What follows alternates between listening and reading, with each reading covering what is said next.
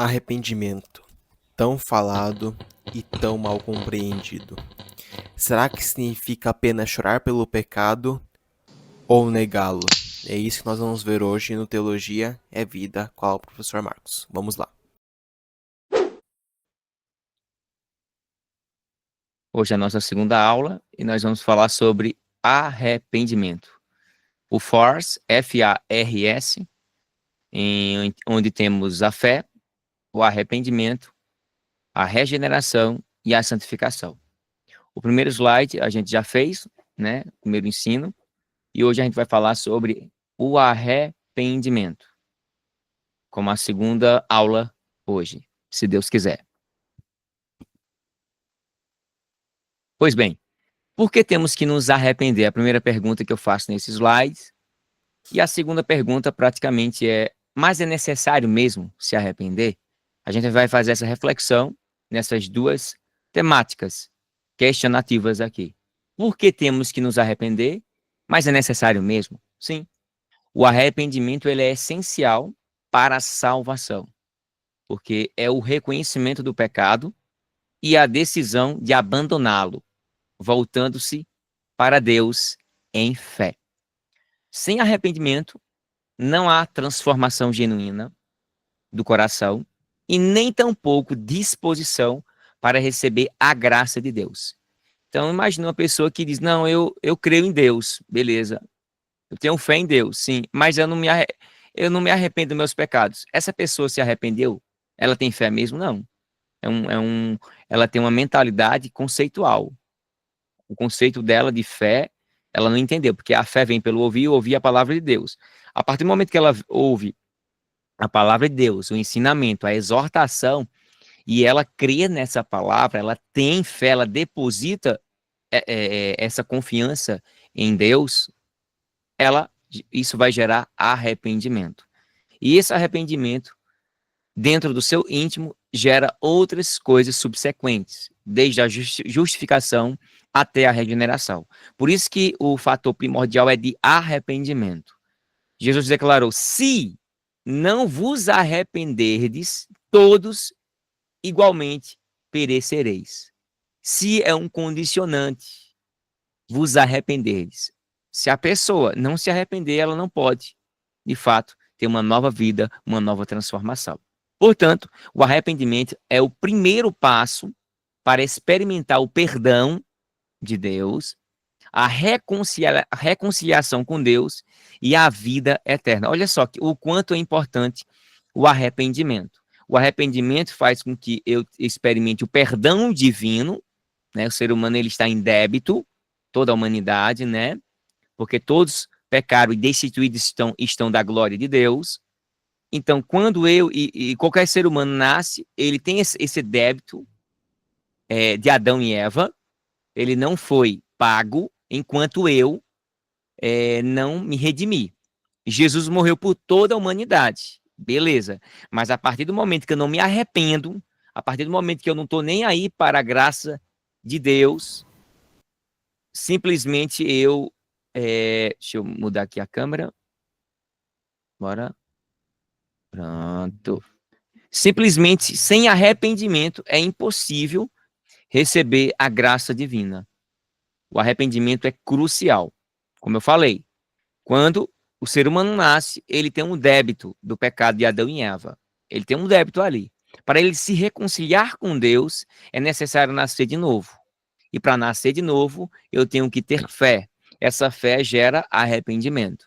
Eu, estando arrependido, eu tenho a perdão de Deus, eu consigo me reconciliar com Deus, e ainda se eu me manter firme e forte até o final, até a minha vida, eu posso morrer agora, ou pode ser daqui a 10, 20, 30, 50 anos, não importa a quantidade, eu estarei com a vida eterna, porque eu me arrependi. O passo aí que Jesus falou: se não vos arrependerdes, tem algo negativo de débito ainda na tua na vida daquelas pessoas que não realmente se arrependerem, que é justamente perecer. Perecer algo é se destruir, né? É ficar com a pendência do erro do pecado e não ganhar a graça, o perdão divino. Próximo slide. Por que eu coloquei o que é remorso?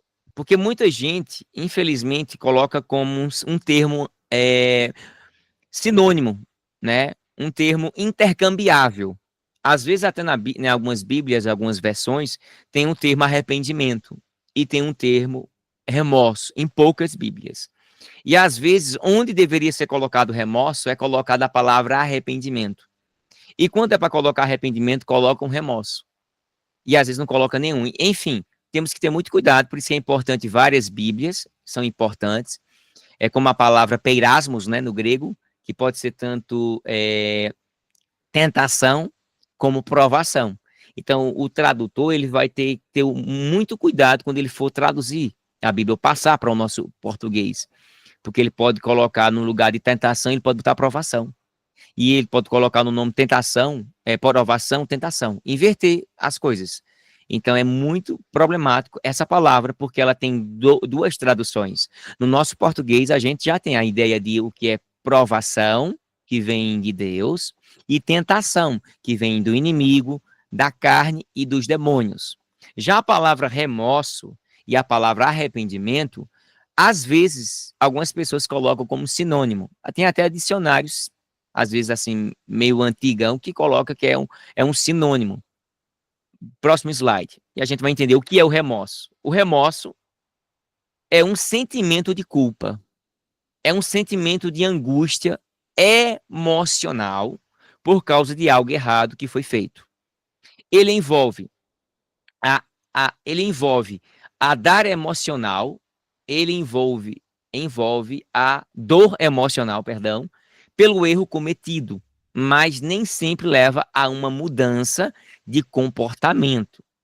O remorso pode ser motivado por uma consciência pesada, mas pode permanecer superficial, não resultando em uma transformação verdadeira. O exemplo que eu coloco aqui ele é bem nítido, usado por todos os teólogos, exegetas e pessoas que trabalham com apologética. Diz o seguinte: um exemplo de remorso sem arrependimento genuíno é o caso de Judas Iscariotes, que após trair Jesus, sentiu remorso, não foi arrependimento.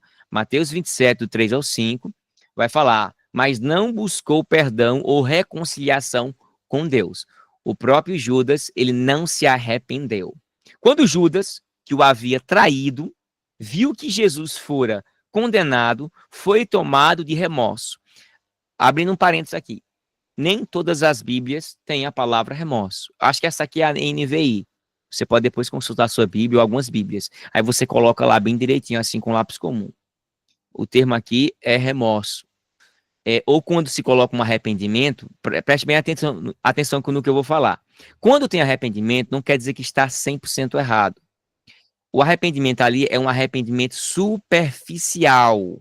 Existe aquele arrependimento superficial e existe aquele arrependimento genuíno. Então, para a Bíblia não colocar que foi tomado por um arrependimento superficial, alguns tradutores só colocam arrependimento que julga, imaginar que os cristãos saibam diferenciar o que é um arrependimento superficial de um arrependimento profundo e genuíno, que no nosso português já tem um termo exato para isso, que é justamente a palavra remorso, certo? Mas aí, nesse caso, pode voltar um pouquinho. Nesse caso aí, esse remorso sem arrependimento é o caso de Judas. E devolveu aos chefes dos sacerdotes e aos líderes religiosos as 30 moedas de prata. E disse, pequei, pois traí sangue inocente. E eles retrucaram. E nos importa. O problema é teu, Judas. Aí vem agora, a responsabilidade é sua. Ou seja, foi você que fez isso. Se você está arrependido, né, um arrependimento superficial, um remorso aí, a consciência pesada, então Judas jogou o dinheiro dentro do templo, saindo, foi e... Pode botar o próximo slide. Saindo, foi e... Eu acho que eu não coloquei, não, o resto do versículo. Mas os irmãos eu acho que já sabem. Saindo, foi e... Não sei o que foi depois. Pode botar o próximo slide. Agora eu vou falar o que é o arrependimento na Bíblia. Depois os irmãos lêem o resto do versículo. eu falei sobre remorso, né? Agora, o que é o arrependimento bíblico? Deixa eu puxar o microfone para cá. O arrependimento vai além do remorso, de um remorso superficial. Ele envolve não apenas o reconhecimento do erro. Quando eu reconheço o meu erro e literalmente percebo, tenho consciência dele e faço algo em relação a isso, isso é arrependimento. Mas quando eu não reconheço esse reconhecimento, né, não é apenas um reconhecimento, o arrependimento não é apenas isso, mas uma mudança de mentalidade. Porque tem gente que erra e continua errando, ou fazendo até coisa pior. Isso não é arrependimento, isso é um remorso, meio termo. Eu tenho uma mudança de mentalidade, a forma que eu vou pensar, eu tenho uma mudança nos meus sentimentos em relação ao meu coração, e eu tenho uma mudança literalmente na direção do trajeto que antes eu fazia errado e agora eu não vou fazer errado. Então, quando é que a gente sabe que alguém se arrependeu profundamente? Quando acontecem essas três mudanças: na mente, no ato de pensar, no coração, que envolve os sentimentos, o meu sentimento em relação ao erro, e na minha direção. Se eu sei que eu andando por aqui eu vou errar, vou pecar, por que eu vou continuar nesse erro? Eu tenho consciência dele. Então eu vou para o outro trajeto. Se eu sei que eu ler tal literatura, tal, eu estarei errando, pecando, ou até possa até me desviar, porque eu vou ainda meter a cara nesse caminho que me leva e me conduz ao erro, ao pecado. Isso não é arrependimento. O arrependimento é quando tem uma mudança de mentalidade, de coração em relação aos seus sentimentos e na direção do seu trajeto, quando ele literalmente tem essa consciência. Então, o verdadeiro arrependimento leva uma transformação do comportamento. Então, o arrependimento, ele é comportamental. E, sobretudo, uma renovação do compromisso com Deus. Eu sinto algo para com Deus que eu estou sem débito, eu não estou em pendência. Eu sinto um peso sair da minha consciência, do meu lombo, das minhas costas, dizer, eu me arrependi, meu Deus, eu não vou fazer isso mais, eu não vou cometer isso mais. Ou seja, o genuíno arrependimento leva a uma mudança superficial, né? Não, uma mudança genuína. Eu não botei a palavra uma mudança verdadeira, porque a gente fala tanto a palavra verdadeira que a gente não sabe mais o que significa verdadeiro. Mas como assim verdadeiro? Eu vou botar uma palavra mais bonitinha, genuína. É genuíno, de coração, que leva à convenção e depois à justificação diante de Deus. A conversão é justamente uma nova criatura. Mas Judas Iscariote se arrependeu ou teve apenas um remorso? O que é que me garante isso, meus queridos irmãos? O que é que garante eu literalmente dizer Judas não se arrependeu? Porque eu acho, eu penso.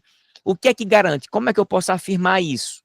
Pelo seu trajeto, pela gramática, pela linguística. E eu vou mostrar aos irmãos agora. Próximo slide. Quais as diferenças? Parte 1. A palavra grega utilizada em Mateus capítulo 27, verso 3, para descrever o sentimento de Judas Iscariotes é metameletes. E professor, o que significa isso? Ela deriva do verbo metamelomai. Esse termo pode ser traduzido como sentir remorso, lamentar-se e até, em última instância, às vezes, sentir um arrependimento superficial. Faltou eu colocar aqui, nesse slide, como ele é fruto de um estudo meu, né? De uns 3 ou 4 anos, eu não me lembro quantos anos faz que eu fiz esse estudo. Eu vou botar assim, arrependimento superficial, para ficar mais fácil para as pessoas. Então, veja só, essa palavra é um remorso. No entanto, é diferente de outro termo grego que os irmãos conhecem, muito importante, para arrependimento, que é o metanoio. Metanômia, né? Algumas pessoas falam metanônia, que é mais profundo e está relacionado a uma mudança genuína de mente e de comportamento. Então, olha a diferença. Quando você lê a sua Bíblia agora, você vai perceber que ali eu tenho certeza agora. Eu não vou dizer certeza absoluta, porque é uma ambiguidade, né? Você tem certeza, é absoluta. Então, você tem certeza agora, literalmente, de que o próprio Judas Iscariotes, ele não se arrependeu. houve um sentimento de remorso muito profundo, assim, desesperador dele. Ele se lamentou profundamente, mas não se arrependeu. Até porque o remorso pode levar apenas à tristeza pelo erro, enquanto o verdadeiro arrependimento representado por metanoia, implica uma transformação interior que resulta em reconciliação com Deus. Será que Judas Iscariotes se reconciliou com Jesus? Se o próprio Judas Iscariotes, eu vou botar um se aqui, tivesse se arrependido, ele teria literalmente chegado até Jesus, e eu creio, pelo que eu conheço e o que os irmãos conhecem da palavra de Deus, que o próprio Jesus iria perdoar ele, porque ele se arrependeu profundamente. Ele poderia se arrepender, mas o seu caminho foi outro. E os irmãos vão saber o que aconteceu, né? As duas versões que se autocomplementam, que é uma suplementação. Entendeu? Próximo slide. Segunda parte, das quais as diferenças da parte 2. A metamelomai está relacionado a um sentimento emocional. Grave bem isso. Como um pesar profundo, um remorso profundo, ou até mesmo um arrependimento, só que um arrependimento superficial. Sabe aquelas pessoas que fazem mal para você, você perdoa, e depois ela comete de novo, aí você perdoa, e ela vai brincando com a tua vida, com a tua imagem, com a tua paciência, ela não se arrependeu. Ela pode até ter um remorso assim, então, peguei pesado com fulano, peguei. Ela não está arrependida. Porque se ela se arrependesse, ela mudaria de mentalidade e de rota. Não vou falar mais isso com fulano, chateia ele. Não vou dizer mais isso, porque isso machuca. Então eu vou mudar de rota. Toda pessoa que diz eu me arrependi, mas ainda fica na mente dela, a mente dela está cauterizada e ela continua andando nos mesmos caminhos, você vai dizer, eu não preciso ser psicólogo para analisar o comportamento dela. Eu analiso pela sua mentalidade, conforme ela pensa, como ela se posiciona e como ela anda no seu trajeto do dia a dia da sua vida. Isso é o que marca um arrependimento verdadeiro, a qual Deus tem muito e ama muito quem se arrepende. Eles até o mais vil pecador, aquele camarada que você não dá nada por ele e eles me perdoa, Senhor, me perdoa, porque eu sou falho, fraco, mas eu tenho a Ti para me levantar, porque se for esperar por familiares, terciários, a terceirização de pegar na mão do erro do pecador é difícil. A gente está mais para julgar, de olhar, de incriminar, do que ir lá e resgatar, como Jesus foi. Por um ato de misericórdia, de analisar que aquela pessoa tem condições de se arrepender, Jesus foi. Vou abrir um parênteses aqui, porque eu senti algo a falar. A mulher samaritana. Todos conhecem, todos sabem. Fortina, 5 filhos. Isso é um conhecimento extra-bíblico. Vou falar do bíblico e depois do extra-bíblico. A mulher Fortina, a mulher de Samaria, estava ali. O próprio Jesus quebra a rota. No verso 4, verso 2 em diante, ele vai dizer que foi necessário passar por Samaria. Esse necessário, alguns teólogos que querem dimensionar apenas a quantificação, a mensurar a distância, né? Por Jesus ter passado por Samaria, que ia economizar de 1 a 2 dias de caminhada. Era necessário, beleza, passar por ali. Mas não porque Jesus ia economizar de 30 a 35 quilômetros. Não. Depois lê na sua Bíblia Mateus capítulo 4, certo? Todinho. Capítulo 4. No capítulo 3, verso 7, se eu não estiver enganado, diz que é necessário nascer de novo. O próprio Jesus reforça de novo, é necessário. 2 vezes ele colocou, é necessário, é necessário. Tem coisas que são necessárias para que a obra de Deus se perpetue. Então, a ordem é para marchar, a ordem é para pregar a tempo e fora de tempo. Ah, eu não vou pregar o evangelho, quem quiser vir até mim, porque existe já um determinismo. Quem vai e quem não vai. Como é que eu vou saber escolher? Desculpa quem discorda de mim, desculpa, é a minha forma de pensar, Então Jesus ele vai. Se alguns estavam pensando assim que não ia pregar, Jesus vai até a mulher samaritana ao meio-dia. Se for pelo relógio judaico, é o meio-dia. Se for pelo relógio grego, né, greco-romano, é às 6 horas da tarde, da noite, né, 6 horas da noite. Então Jesus vai ao meio-dia encontrar uma mulher que ali tinha o seu quinto marido. Ela é samaritana. Ela estava com o sexto marido, que não era dela. Então, esses 5 maridos é porque ela estava irregular? Não, possivelmente não. Alguns teólogos chegam a dizer até que, por ser de Samaria, as mulheres que poderiam se separar literalmente eram se estivessem em Roma. Mas no contexto judaico ali, o pessoal de Samaria e as mulheres judias não poderiam pedir separação, o que for. A gente sabe historicamente. Então, aquela mulher ali, ela foi fruto, possivelmente, de 5 derrotas de maridos mortos em guerras, batalhas. Flávio José chega a dizer que tem uma mulher com 22 anos de idade que tinha o seu segundo, era o terceiro marido morto. Uma mulher de 22 anos, uma menina de 22 anos. Uma mulher porque casou, né? Teve filhos. Mas imagina aí, pensa aí, essa mulher com 5 esposos que morreram. E agora ela vai tentar encontrar outro esposo. Possivelmente ela fosse uma concubina ou uma segunda mulher que não era oficial. Há muitos pensamentos a se dizer. Ou até mesmo que ela estava em erro, em pecado. Diz assim, rapaz, não dá certo não a minha vida. A minha vida está uma desgraça.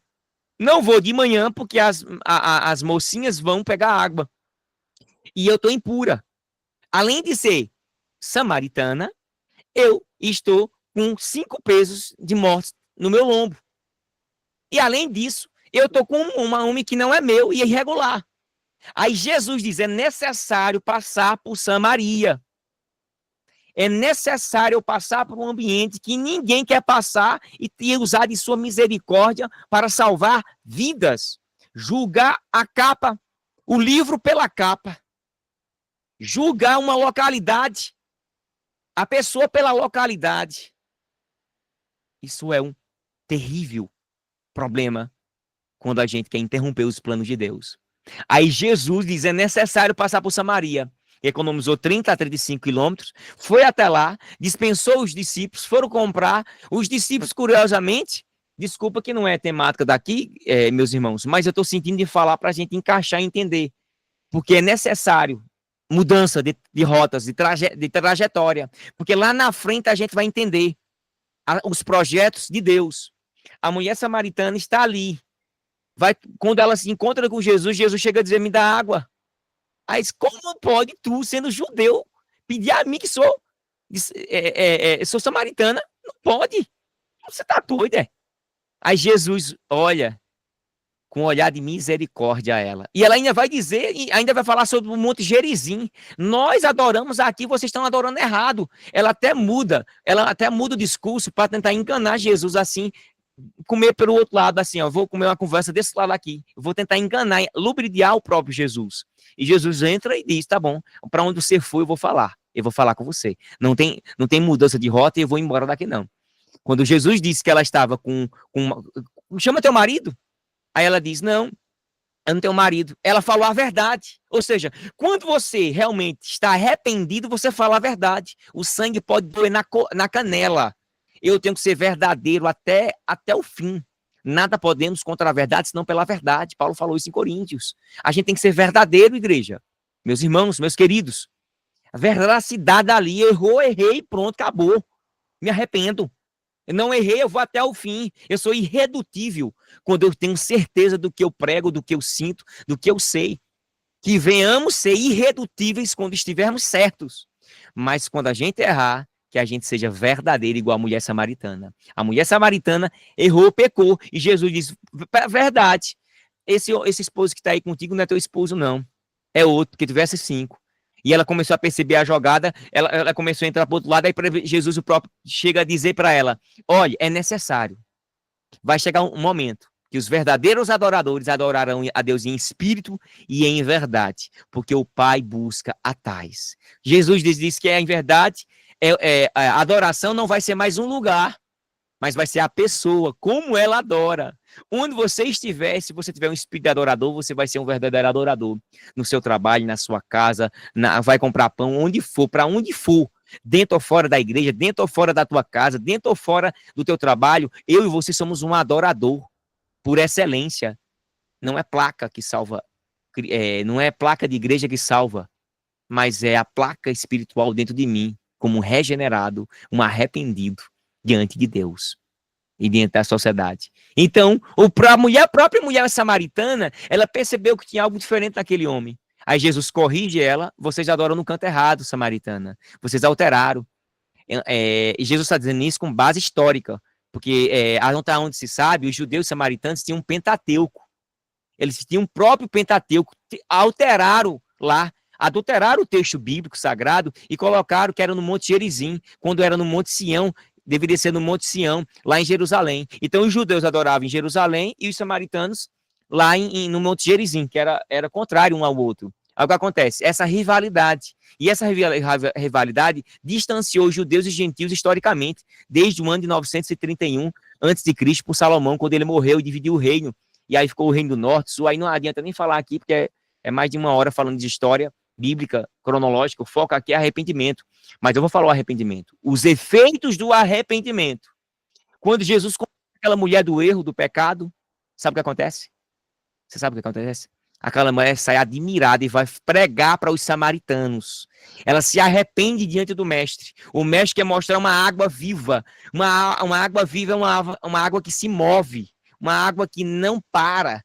É uma água que vem do céu, é uma água espiritual. Então aquela mulher, ela se converte pelo discurso, pela pregação de Jesus, com um olhar de misericórdia.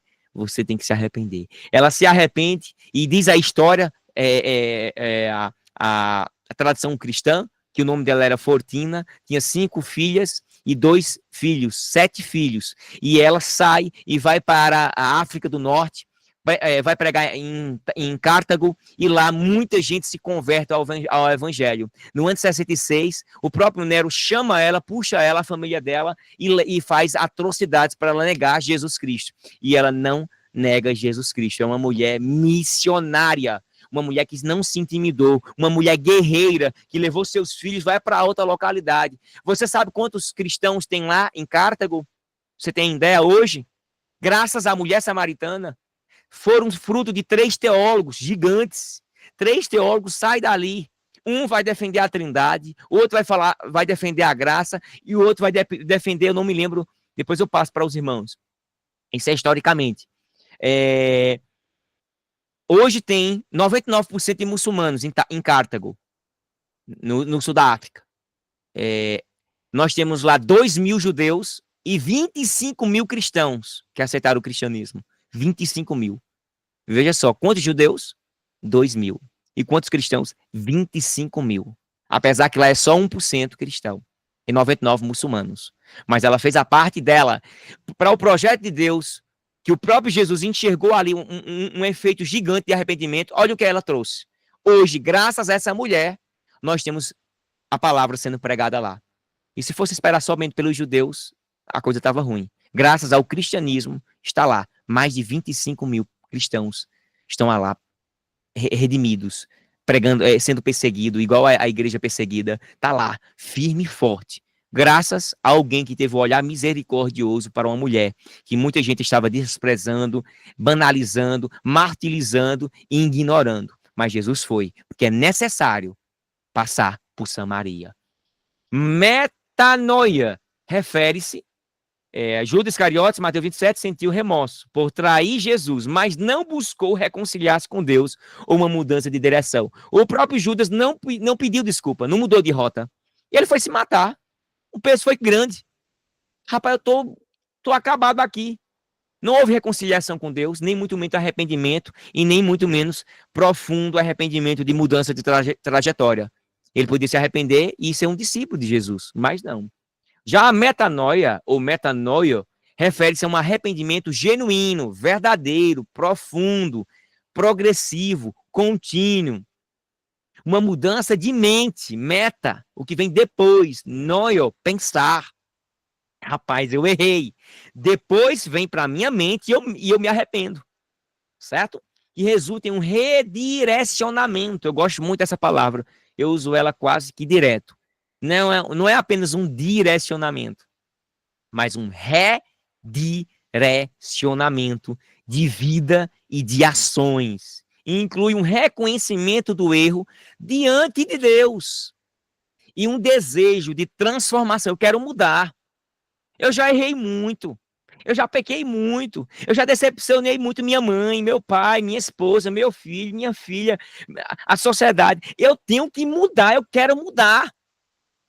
Eu vou chorar para que isso aconteça. Quando você faz isso, você diante de Deus, não precisa ser dentro do homem. Deus está olhando para ti e para mim dizendo: eu estou te perdoando. Eu estou te transformando. Eu estou te redirecionando agora. Para você ser uma bênção de Deus, aonde você chegar, aonde você estiver, algo diferente estará na tua vida, no que tu fala, no que tu faz, um bom profissional, um bom esposo, um bom vizinho, uma boa vizinha, uma serva de Deus, um servo de Deus. Inclui um reconhecimento do erro diante de Deus e um desejo de transformação. Desejo! Será que as pessoas têm desejo de transformação? Exemplo, Atos capítulo 2, versículo 28. Amo muito o que Pedro falou. Pedro chama as pessoas ao arrependimento. Pode olhar lá no grego. Pedro primeiro prega a palavra gera fé. A fé, uma vez acatada, ela gera arrependimento. E esse arrependimento gera o perdão dos pecados. E ali o dom do Espírito Santo desce sobre eles. Ou seja, Pedro chama as pessoas ao arrependimento, metanoesat, para receber o perdão dos pecados e o dom do Espírito Santo. Glória a Deus. Próximo slide.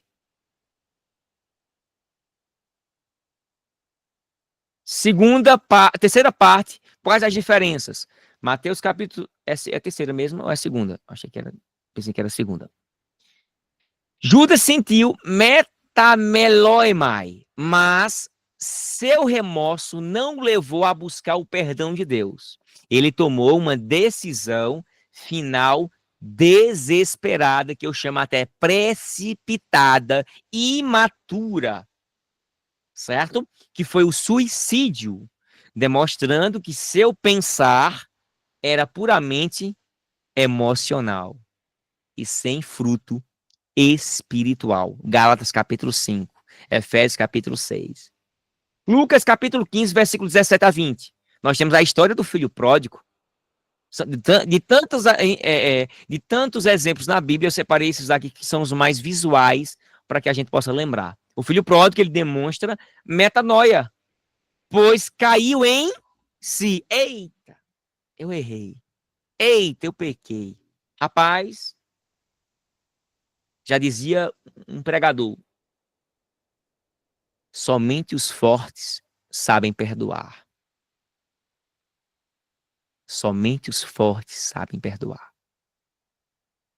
E somente os chamados por Deus, os que foram redimidos diante da sua palavra, sabem liberar perdão. O filho pródigo demonstrou essa transformação quando caiu em si. E quando é que a gente cai em si? Faz o quê? A gente reconhece o nosso pecado, nosso erro, nossas transgressões. Ele reconheceu o seu pecado contra Deus. Por isso que a Bíblia diz lá, eu pequei contra os céus. Ali é uma figura de linguagem chamada de eufemismo. O meu primeiro livro, em 2009, foi sobre o eufemismo e hipérbole. Tem aí na internet também. Se alguns irmãos quiserem, eu posso enviar para vocês gratuitamente, tá bom? É um livro que eu criei em 2009 para 2014. Houve algumas atualizações. E lá eu fiz uma análise bem minuciosa no grego, falando sobre eufemismo e hipérbole. Eu explico bem detalhadamente. E tomou uma ação concreta para mudar sua condição, retornando ao lar. Então, mudança de arrependimento, literalmente, é quando a gente cai em si, a gente reconhece nossa situação diante dos nossos atos, de nossas falas, pensamentos, projetos e ações e atitudes, e a gente reconhece que pecou primeiro contra Deus e contra o seu pai, porque o pai está incluso ali, e tomou uma ação concreta. 2 Coríntios 7:10. Paulo explica a diferença entre tristeza, segundo Deus, e a tristeza do mundo. Exatamente. Eu sou apaixonado pelo que Paulo fala, o teólogo profundo. Tristeza do mundo e tristeza diante de Deus. O que é? A tristeza, segundo Deus, leva à metanoia, ao arrependimento para a salvação. Eu e você vamos nos arrepender por quê? Porque está em risco a nossa salvação. Toda pessoa que não se arrepende, ela tá na morte espiritual. Eu vou me arrepender? Se ela não se arrepende, ela está com o peso do pecado, do juiz, batendo o martelo. Quem não crê no evangelho já está condenado, ou será condenado. Um dos dois é pior, um é pior do que o outro. Enquanto a tristeza do mundo produz o quê? A morte. O que parece se encaixar no caso de Judas. Sim. Esse sentimento foi para a morte e não de arrependimento para mudança de trajetória. Próximo slide. Onde o choro pode ser visto como arrependimento? Eu falei isso no slide na palestra da semana passada. Vai daqui a 3 minutos, né? Quando for faltando 1 minuto, os irmãos me avisam, a gente muda de link. Onde o choro pode ser visto como arrependimento? Parte 1, eu já falei para vocês. O choro relacionado ao arrependimento é uma expressão de profunda tristeza espiritual e reconhecimento da própria condição pecaminosa diante de Deus. Essa ideia é bem representada em Mateus 5:4, onde Jesus declara: bem-aventurados os que choram pelos seus pecados, porque serão consolados, isto é, perdoados. Esse choro não é meramente emocional, mas envolve um pesar genuíno. O pesar genuíno é o choro verdadeiro de arrependimento dos seus pecados. E a mudança de transformação da mente, que é chamado arrependimento original, é um pesar profundo de arrependimento. Genuíno pelo pecado, com o desejo de reconciliação com Deus. Próximo slide. O verbo grego utilizado para chorar em Mateus é pentheo. Você penteou o cabelo? Pentheo. Você vai lembrar dessa palavra em grego. Que descreve um lamento intenso. Eu não posso, por enquanto, pentear o cabelo, né? Meu cabelo caiu quase todo, com 22 anos de idade. Aí eu tenho um aspecto meio de velho, mas é assim, faz parte. Chorar em Mateus é que descreve um lamento intenso e profundo. Não é um mero, superficial arrependimento, não. Ou de chorar, eu fiz isso, eu fiz aquilo. É um choro de lágrimas de crocodilo. Vocês sabem essa expressão, né? O crocodilo, ele não chora. O líquido que sai dos olhos dele é sal, né? Alguma coisa assim. Eu não me lembro cientificamente o que representa. Mas lágrimas de crocodilo significa lágrimas mentirosas, camufladas, que frequentemente é associada ao pesar espiritual, esse choro intenso, um lamento intenso de Mateus capítulo 5, versículo 4. Essa é uma interpretação minha, tá certo, queridos? Então, como eu vejo, como é que eu consigo captar e adaptar. Não estou cometendo nenhum desvio exegético, nem hermenêutico, mas uma aplicação do texto para a gente entender. Eu gosto de analisar mesmo as palavras e analisar e encaixar. Eu tinha até dúvidas sobre a questão do próprio Judas Iscariotes. Aí quando eu olhei no texto grego, a expressão grega lá, e as referências que mostram que existe um remorso e um arrependimento, eu fiquei com a consciência mais tranquila. Só o ato de eu da minha pessoa ler a Bíblia como ela é, sem precisar de nenhum recurso grego ou o que for, já é suficiente. Já me fez enxergar aquilo ali, que o arrependimento de verdade, ele se humilha. Ele diz, eu pequei, eu errei, me perdoa. E ele continua seguindo sua viagem. Mas o caso de Judas Iscariotes, você vê o que acontece, os seus efeitos. Então não precisa ser um expert em grego, não precisa ser um psicólogo, psicanalista para enxergar isso não, viu, igreja? É só você ler a palavra do Senhor como ela é. Peça direcionamento ao Espírito Santo, analise, compra um bom dicionário, tem outras versões bíblicas, porque se encaixa e a gente entende, é como uma luva. Essa tristeza reflete a consciência do pecado e da separação de Deus.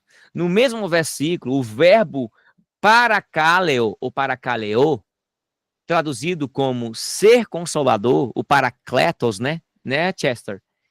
Ele aponta para o perdão, para a restauração oferecidos por Deus aos que lamentam de forma sincera, intensa, genuína, verdadeira. Próximo slide. E não um remorso superficial. Onde o choro pode ser visto como arrependimento, parte 2. O contexto das bem-aventuranças indica claramente que o choro mencionado aqui está diretamente relacionado à experiência de arrependimento verdadeiro. Essa tristeza espiritual, causada pelo reconhecimento da santidade de Deus e da pecaminosidade humana, é respondida por Deus com consolo e paz. Eu fico em paz. Em Tiago 4:9 lemos: Sente as vossas misérias, lamentai e chorai. O verbo penteo reaparece aqui, reforçando a ideia de lamentar profundamente pelos seus pecados. Olha só, eu fui buscar em Tiago 4:9 a referência de Mateus 4:5 e 4. Olha que bênção. Tiago exorta. Falta quantos minutos? Arthur vai compartilhar por link e tal. É bom a gente entrar no próximo link, né? Ou dá para continuar? Não, dá pra continuar, professor. Dá? Dá pra continuar bem de boa. Ah, que ok. aqui é só o link, profe. Fique tranquilo. Ah, ok. Desculpa. Não, é de boa. Então, eu vou continuar aqui.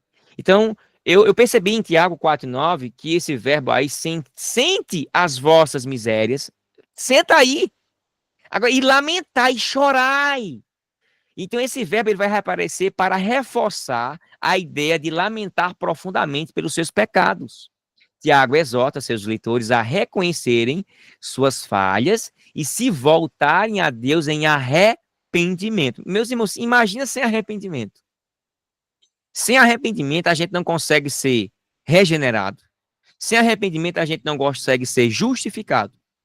É curioso que na teologia que não é arminiana, eu não vou citar nomes aqui, ela diz que primeiro você é regenerado, aí depois você tem fé e depois você é justificado. Ali ele não fala nem de arrependimento, ele fala sobre regeneração, não tem nem arrependimento o termo lá. Você é regenerado, aí depois você tem fé. Como é que você pode ser regenerado sem ter fé em Deus, nas palavras? Imagina um ateu, bora ver, vamos botar na condição de ateu. Um ateu, ele não tem fé. Como ele pode ser regenerado? Queria entender isso. Segundo, eu queria entender como é que um ateu ou uma pessoa que não crê na palavra, não tem fé em Deus, não tem fé nas escrituras, ela consegue ser justificada e ser regenerada sem antes ter fé. Porque na cronologia arminiana segue um padrão bem top, bem organizado, até biblicamente. Você tem fé, gera arrependimento. O arrependimento faz você ser justificado, regenerado, depois você busca a santificação e, por último, a glorificação. Show de bola. Mas aí, em algumas outras teologias, a regeneração vem antes, aí depois vem a fé e depois a justificação. Mas como pode a justificação ser depois da regeneração? Ela é contrária, ela é antes. Ela é antes. Então fica quem não entende de teologia sistemática ou de soteriologia vai ficar perdido, vai ficar assim meio lag. E aqui a Bíblia já deixa bem claro: senti as vossas misérias, lamentai. O próprio Tiago está mostrando que eu tenho que reconhecer as minhas falhas. No caso aqui, eles teriam que reconhecer suas falhas e se voltarem a Deus para se arrependerem. Esse lamento não é superficial, mas uma evidência de um coração quebrantado. Somente por meio de um coração quebrantado é que a gente tem os nossos perdões perdoados por Deus. Próximo slide. Já estamos chegando no fim já. Onde o choro pode ser visto como arrependimento? Parte 3. Paulo destaca em 2 Coríntios 7:10 a diferença entre a tristeza segundo Deus e a tristeza do mundo. Eu já falei anteriormente, né? Porque a tristeza segundo Deus produz o quê? Arrependimento para salvação. O termo usado para arrependimento, metanoia, refere-se a uma mudança verdadeira, genuína, intensa de mente e de atitude, de comportamento. Essa tristeza espiritual, portanto, não leva à condenação, mas à transformação e à restauração, marcando o início de um novo relacionamento com Deus. 2 Coríntios 5:17. Assim que quem está em Cristo, preposição em grego lá quer dizer conectado com ele, em Cristo, nova criatura é, as coisas velhas já passaram e eis que tudo se fez novo. Mudança de rota, mudança de pensamento, arrependimento.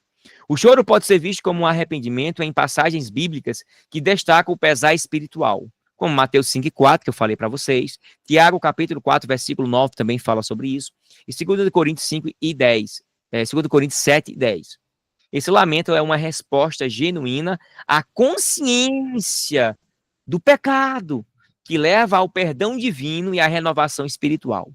Então Deus, ele consola, ele restaura aqueles que choram por seus pecados, demonstrando que o verdadeiro arrependimento é a porta para a reconciliação com Deus. Glória a Deus por isso, né? A gente vai nos recorrer a Deus, e não a homem da terra, mas somente e apenas a Deus. Característica do arrependimento bíblico. Como é que eu conheço o arrependimento bíblico? Eu coloquei alguns exemplos dele, são vários exemplos, minha gente. Uns 10 a 15 exemplos, mas eu sintetizei nesses. Reconhecimento do pecado. Sim, a pessoa deve reconhecer que pecou contra Deus. Por isso que o salmista, Salmo de número 51, do verso 3 ao 4, né? Os irmãos sabem que Salmos não tem capítulo, né? Salmos é números. Salmo de número tal. Porque Salmo se canta. Porque eu reconheço as minhas transgressões. E o meu pecado está sempre diante de mim. Contra ti somente pequei. E fiz o que era mal à tua vista. Para que sejas justificado quando falares. E puro quando julgares. Porque eu reconheço as minhas transgressões. O primeiro ato é o reconhecimento do pecado. É o reconhecimento das minhas falhas, das minhas transgressões. Segundo, contrição sincera. Não é apenas um sentimento de culpa, mas uma tristeza profunda pelo pecado que ofendeu a Deus. Sim, quando eu peco, quando eu erro, eu ofendo a santidade de Deus. 2 Coríntios 5, 7 e 10, Mateus 5 e 4 e Tiago 4 e 9 a gente já falou, mas uma parte eu coloquei aqui. Porque a tristeza, segundo Deus, opera arrependimento. Para onde? Para a salvação, da qual ninguém se arrepende. Mas a tristeza do mundo opera a morte. Mudança de direção. O arrependimento envolve uma decisão de abandonar o pecado e viver de acordo com a vontade de Deus. Atos 26, verso 20. Veja a parte final do verso 20, tá bom? Confiança na graça de Deus. Sim, o arrependimento verdadeiro também inclui uma fé na misericórdia e no perdão de Deus. 1 João 1 e 9 acaba com as trocentas heresias que tem no mundo hoje em dia. Se confessarmos, tudo começa com o se. É um condicionante, não é um determinismo. Tu vai para o céu ou tu vai para o inferno. Não é se eu confessar com a minha boca. Se nós confessarmos. Se nós confessarmos. Deixa eu dar uma pausazinha aqui. Se nós confessarmos os nossos pecados, ele é fiel e justo para nos perdoar os pecados e nos purificar de toda a injustiça. Se eu confessar a Deus, os meus pecados são realmente eliminados. Ele é fiel e justo para perdoar a mim e a ti e a qualquer pessoa que se disponibilizar a aceitar a graça de Deus. Esse condicionante, a graça irresistível de Deus. Próximo passo. Como se consegue o arrependimento? O arrependimento é tanto uma ação humana quanto um dom de Deus. Embora o pecador deva responder ao chamado de Deus com uma atitude de mudança. As Escrituras ensinam que o arrependimento também é concebido por Deus. Por meio da ação do Espírito Santo, sim, o arrependimento genuíno, ele é causado pela obra do Espírito Santo em minha e em tua vida, no processo, quando eu estou convencido do meu erro, do meu pecado. João 16 e 8. E chama os pecadores ao arrependimento. Somente pela graça de Deus, alguém é capaz de reconhecer o seu pecado e voltar-se para Deus. Se não fosse o Espírito Santo na minha e na tua vida, ele não ia convencer eu e você do pecado. Se eu banalizasse o Espírito Santo, como é que o homem ia ter dentro do seu ser que está errado? Se não for o Espírito Santo. Se não for alguém pregando o Evangelho, a palavra de Deus, e o Espírito Santo, por meio da palavra de Deus, convenceu o homem do erro e do pecado. O Espírito Santo não é enxerido. Não. Eu e você temos que levar a palavra. Eu prego, a palavra ouvida por meio do Espírito Santo gera fé. A fé gera arrependimento. E o arrependimento gera perdão dos pecados. E o perdão dos pecados, eu me torno uma nova criatura, eu sou justificado, eu sou regenerado. Pregação da palavra. O arrependimento é frequentemente despertado pela pregação da palavra de Deus. Assim como a fé vem pelo ouvir, o arrependimento é produzido quando a pessoa se depara com a verdade do evangelho e se sente impelido a mudar. Poxa, eu tenho que mudar mesmo. É um convite. Atos 2, do 37 ao 38. Depois leia em sua casa. Através da bondade de Deus, sim. Romanos 2 e 4 diz, afirma que a bondade de Deus nos conduz ao arrependimento. Quando reconhecermos o amor e a misericórdia de Deus, somos atraídos a nos voltar para Ele em arrependimento. Glória a Deus. Próximo slide. A importância do arrependimento no processo da salvação. É importante? Sem dúvida. O arrependimento é fundamental para o processo da salvação. Sem arrependimento, não há salvação. Porque o arrependimento envolve o abandono do pecado e o retorno a Deus. Ele prepara o coração para receber a graça de Deus e viver pela fé. Vivemos por fé e não por vista. Aqui estão alguns aspectos sobre sua importância. Porta de entrada para a salvação. Em várias passagens, o arrependimento é apresentado como o primeiro passo em direção à salvação. João Batista e Jesus começaram seus ministérios com um chamado ao arrependimento. Sim, arrependei-vos, porque está próximo o reino de Deus. Mateus 4,17. Mudança de vida. O arrependimento genuíno é a marca de uma transformação de vida. Uma pessoa arrependida abandona seu comportamento pecaminoso e busca viver de acordo com a vontade de Deus. Isso demonstra o poder salvador de Deus na vida do crente. Não quer dizer que ele vai deixar 100% de pecar. Nós somos pecadores remidos, todos os dias lutando, nos santificando, nos aproximando de Deus. O que é santificação? É igual uma luz. Na escola bíblica eu costumava dizer o seguinte, que a santificação é uma luz. Essa luz está ali, ó, acima de mim. Quanto mais eu vou me aproximando dela, quanto eu vou me aproximando da santificação, eu vou vendo as minhas imperfeições. Eu vou vendo que está sujo, aqui está sujo, aqui está com problema. Quanto mais eu me aproximar de Deus, da sua santificação, me santificando, eu vejo as minhas imperfeições, eu vou me limpando, eu vou me santificando, eu vou me separando. Quanto mais eu vou me distanciando da santificação, mais eu vou ter dificuldade de ver, de enxergar o meu pecado, a minha sujeira. Olha a analogia que eu criei para ensinar o pessoal da escola bíblica. Certo? Dá para explicar qualquer pessoa, ela vai entender esse processo. De quanto mais próximo, mais eu vejo a minha imperfeição, quanto mais eu me distancio, a minha câmera que tem inteligência artificial tá indo para lá e para cá. Ou se eu for para cá, ó, ela me persegue, ó. Mas ela é esperta, hein? Você tá de olho em mim, né? Muito bem. Então, a mudança de vida é isso. Prepara para a fé salvadora. Arrependimento e fé andam juntos. Eu não posso desvincular o arrependimento da fé. E nem tampouco colocar o arrependimento depois. Ou melhor, antes da fé, ou antes da regeneração, ou antes da santificação, ou depois da santificação. Eu não posso embalharar, eu não posso misturar, né? Eu não posso fazer alguma coisa que interrompa esse processo cronológico. Eu não posso dizer que estou arrependido e continuar fazendo a mesma coisa. Eu me arrependi. Sem ninguém vir aqui, veio uma luz, né? Aí apareceu para mim, aí eu li no chão, aí eu me arrependi. Aí depois eu fui começar a crer em Deus. Poxa, tu é o único da terra, viu? Então, a fé e o arrependimento, eles andam juntos, porque eles fazem parte do processo da salvação. O arrependimento abre o caminho para que a fé em Jesus Cristo seja genuína e transformadora. Frutos dignos de arrependimento. João Batista advertiu que o verdadeiro arrependimento deve resultar em frutos. Produzir, pois, frutos dignos de arrependimento. Mateus 3:8. A mudança de vida que segue o arrependimento genuíno demonstra a obra de Deus no coração da pessoa. Glória a Deus. Principais passagens bíblicas sobre o arrependimento.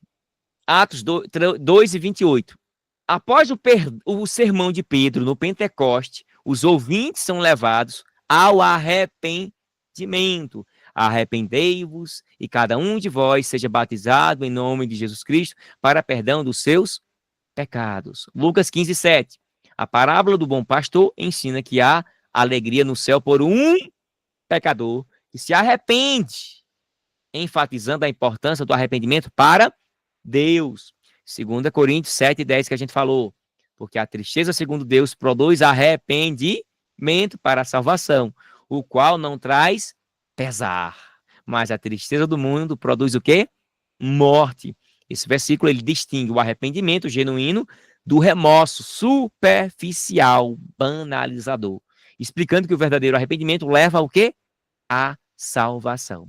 Mateus 13:8. Produzir, pois, frutos dignos de arrependimento. Aqui João Batista exorta que o arrependimento verdadeiro deve ser seguido por ações que comprovem, que mostrem, que demonstrem uma mudança de vida. Fulano continua, está na igreja, participa do grupo, Clube dos Autores, Clube da Bíblia. Clube dos Autores é um clube que tem para produzir livros.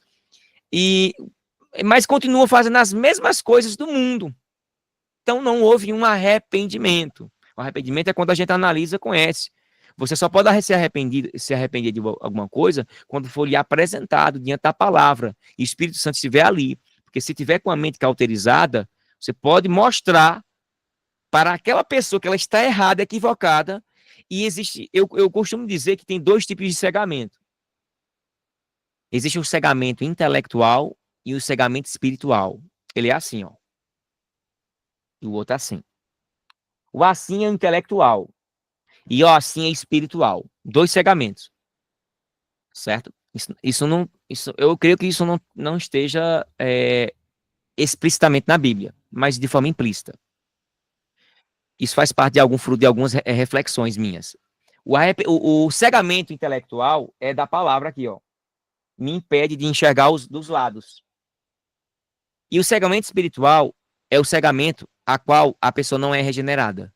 Então, às vezes, você está mostrando um texto bíblico que é pecado, idolatria, que é pecado, não sei o quê, para uma pessoa que vive na idolatria. Aí você mostra para ela, lê aqui. Aí ela vai fazer assim, ó.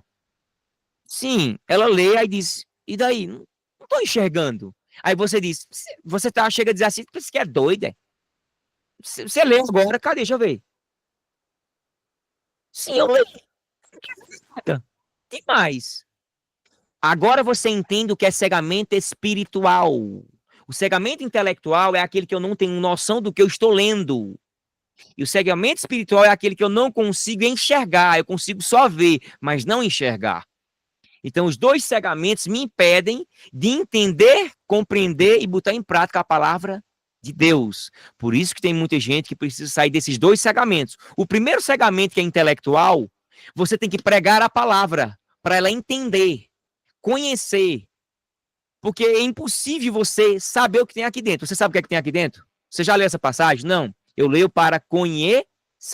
Primeira leitura, para conhecer. Segunda leitura, para entender. Terceira leitura, para compreender.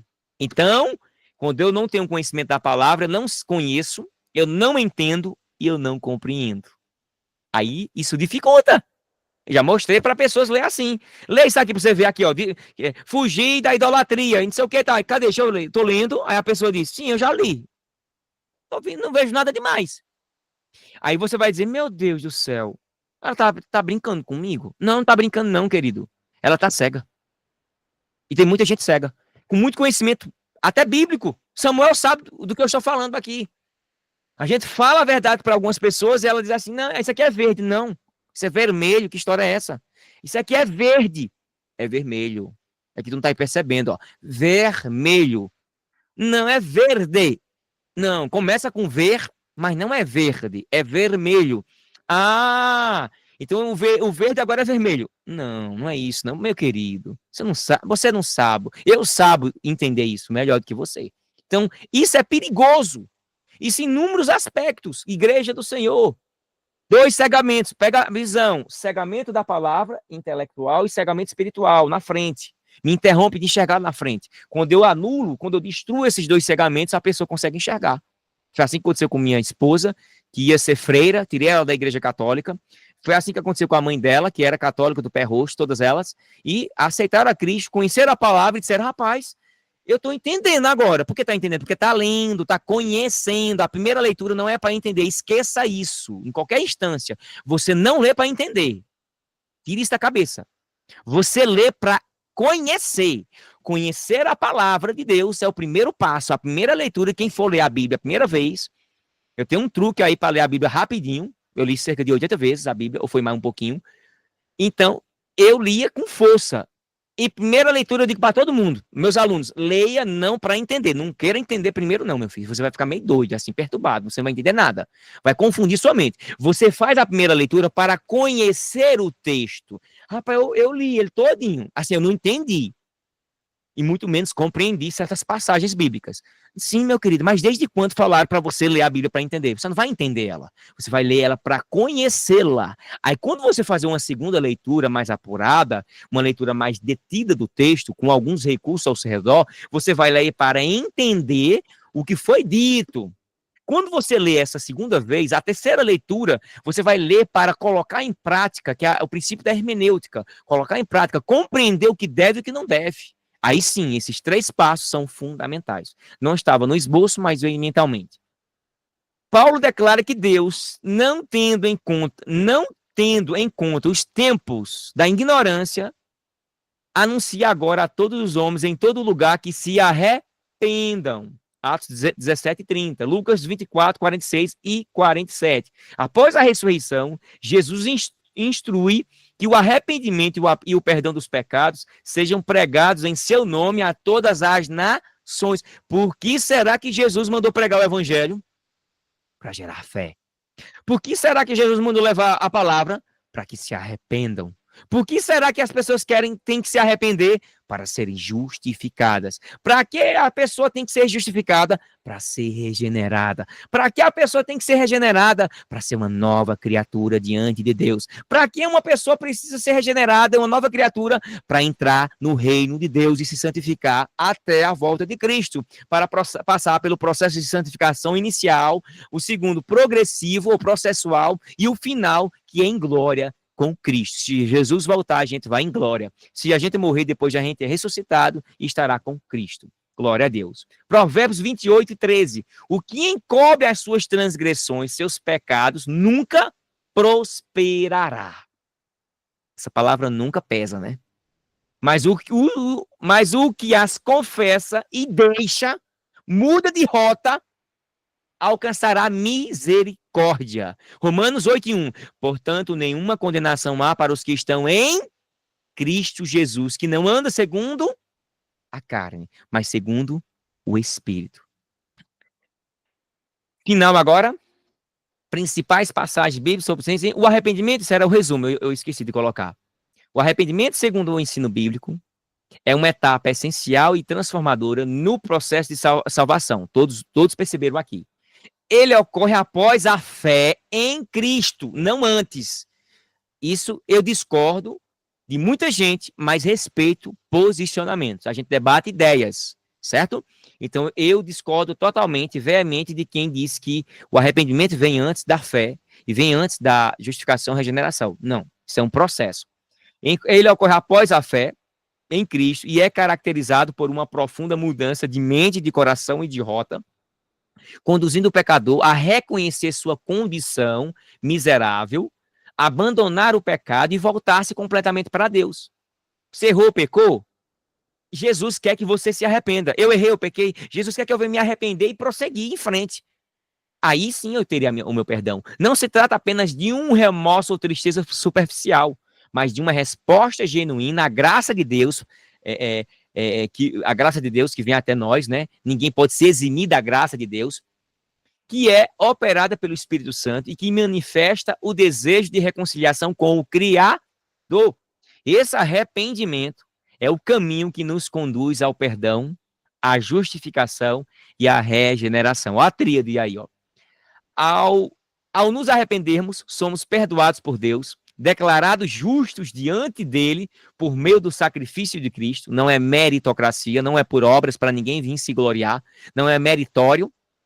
E recebemos uma nova vida, transformados em uma nova essência. A partir desse ponto, o processo de santificação é iniciado, onde somos moldados continuamente à imagem de Cristo, até o dia em que, pela graça, seremos glorificados em sua presença. A importância do arrependimento no processo de salvação não pode ser subestimado. Grave bem essa palavrazinha, viu?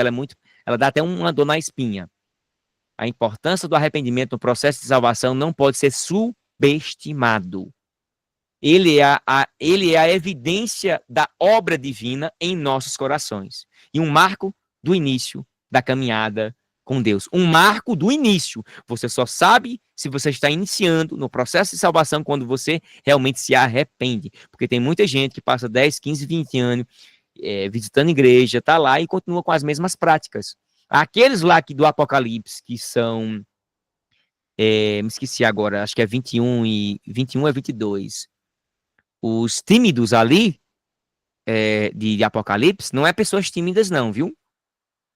Se você ler o Apocalipse, os tímidos ali, segundo uma hermenêutica bem mais apurada, todos aqueles que um dia ficaram só igual o peru. Sabe o que é o peru? Acho que vocês sabem o que é o peru. Tem duas pessoas jogando um do lado e do outro, e a pessoa só fala assim, não, eu só tô vendo. Eu só tô vendo. Eu tô vendo vocês aí, é bonita a palavra de Deus, viu? Oxe, é uma bênção de Deus. Eu sou tímido. Eu tô, onde tem a palavra de Deus eu tô, onde tem culto e reunião eu tô, onde tem oração eu tô, onde tem vigília eu tô, onde tem monte para orar eu tô, onde tem para ajudar as pessoas em caridades eu tô, pode contar comigo em tudo. Mas eu não me converti. É uma palavra forte. Mas se eu não mudar interiormente, eu posso fazer isso perfeitamente. Porque eu sou apenas um peru. Eu tô só assim. É lindo. É lindo. Olha. Mas eu estou olhando e sou uma pessoa que estou arregando. Os tímidos do Apocalipse é aqueles que foram tímidos, incapazes de dizer, eu quero aceitar essa fé de vocês, eu quero seguir, eu quero ser perseguido por o amor de Cristo, eu quero ser perseguido, não importa se tu é crente, eu sou crente, eu não sou 007. Me lembrei agora da faculdade. Terminando o 7º para o 8º módulo da faculdade, eu defendia a palavra com força, perdia ponto, tirava 10, o professor se irritava comigo, botava 6, eu não tinha nem aí, eu não me preocupava, mas eu defendia, não deixava. Quando foi no 7º período, meus queridos, depois que o professor lá, um camarada ateu, botava torando no evangelho, eu botava torando, ele falava, eu retrucava, eu não deixava por menos não, eu falava a verdade. Lá vem o crentinho. Você sabia que Jesus, em um evangelho, perdoou um cego e lá tem 2 no outro? Quem é que está errado? Me conta agora, crentinho. E eu dizia, professor, não se meta naquilo que o senhor não sabe, naquilo que o senhor não conhece. Desculpa eu lhe dizer, mas o senhor não sabe o que fala. Como assim? Vai dizer que os 2 estão errados? Porque é impossível. No evangelho diz que foi curado na entrada de Jericó, no outro na saída. Quem é que está certo? E aí? Sai dessa, crentinho. Aí eu disse, saio sim, professor. Com humildade, eu vou dizer para o senhor. O senhor está com o ouvido atento para ouvir a palavra de Deus? Me conta aí. Pronto, eu vou contar. Para o senhor que não sabe, Jericó tinha 2 Jericó, o velho e o novo. Um diz na entrada de Jericó e o outro diz na saída, porque quando eu entro num, eu estou saindo do outro. Se o senhor não sabe geografia, não entende isso aí, não vai falar, não vai se meter no onde você sabe, não. A Bíblia não tem contradição, não. É eu e você, pelas limitações da minha ótica de conhecimento, que vai limitar e deturpar. Então quer dizer que tinha 2 Jericó? Sim. E por que o escritor não quis dizer? Porque ele não interessa para ele. Quem é um bom entendedor, minha palavra basta. Eu sei onde eu estou entrando, eu sei onde estou saindo, tanto faz. Eu estou saindo, eu estou entrando, tanto faz. Depende da tua ótica. O velho ou o novo Jericó? Com isso eu calei o camarada. Depois de um certo período, fiquei... Aí tem mais alguém aqui crente, igual ele chamava o pastorzinho. O pastorzinho aí, Marquinhos. Você acredita que 17 pessoas levantaram a mão? Aí eu olhar assim para ele e disse assim, quase que eu dizer, infelizes. Quase 4 anos e eu defendendo aqui, levando pedradas e vocês calados. É porque assim, eu não gosto de ninguém me perseguir, sabe? Eu disse, né? Tá certo. Então vocês são crentes detetives, né? A identidade tem que ser oculta, né? Pois eu dou a cara a tapa. Pode bater que Jesus é comigo. Eu não vou recuar. Mateus capítulo 10, versículo 31. Todo aquele, pois, que me confessar diante dos homens, eu confessarei diante do meu Pai que está no céu. Mas todo aquele que me negar diante do homem, eu negarei diante do meu Pai que está no céu. Eu não posso negar Jesus diante das aberrações ao meu redor.